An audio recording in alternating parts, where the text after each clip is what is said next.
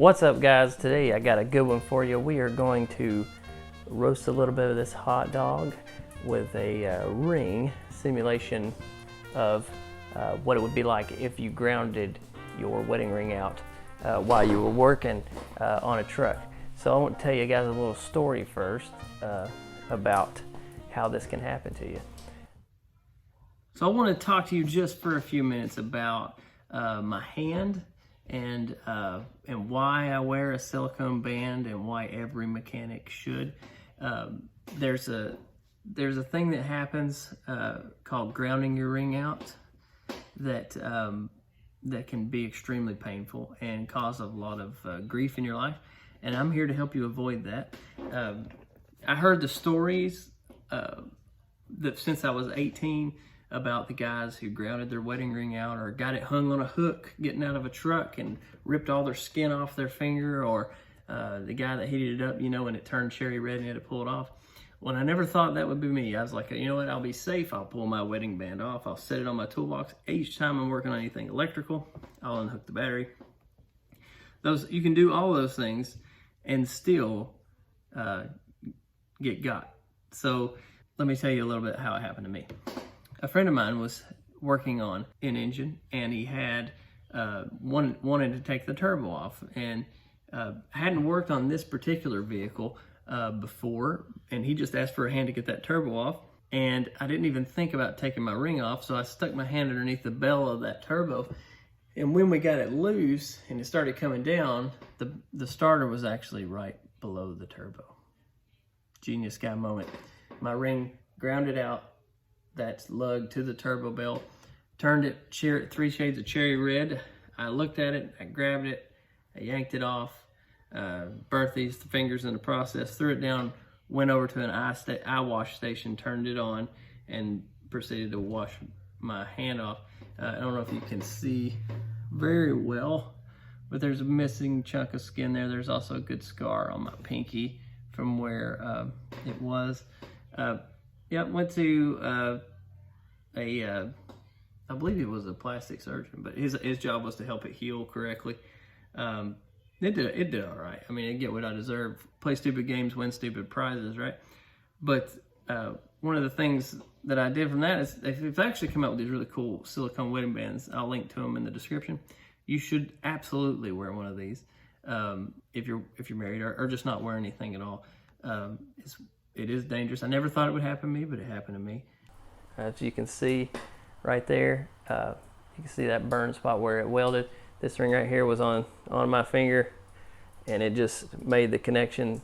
You can see that skin. All that skin is dead around that finger. They had to remove all that skin away, leaving just like open red flesh. It was pretty disgusting. You don't ever want to have to experience that, so don't. Wear a silicone band. But today we're gonna roast this hot dog a little bit just to simulate. I'm gonna use my old ring.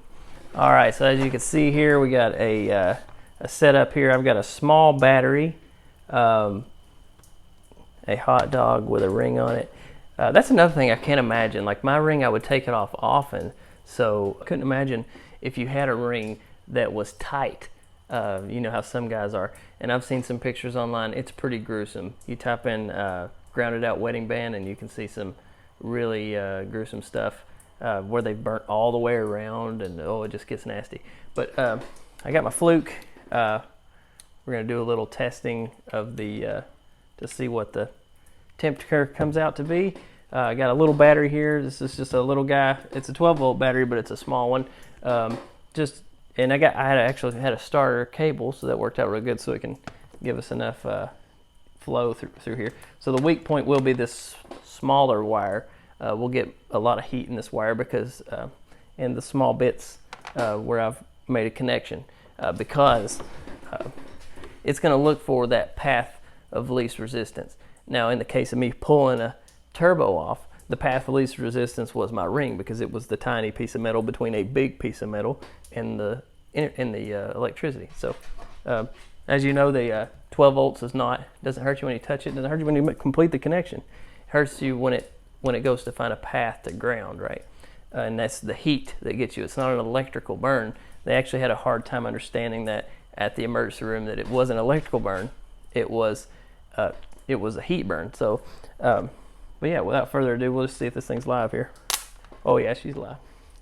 I'm gonna find some safety glasses and we'll get cooking.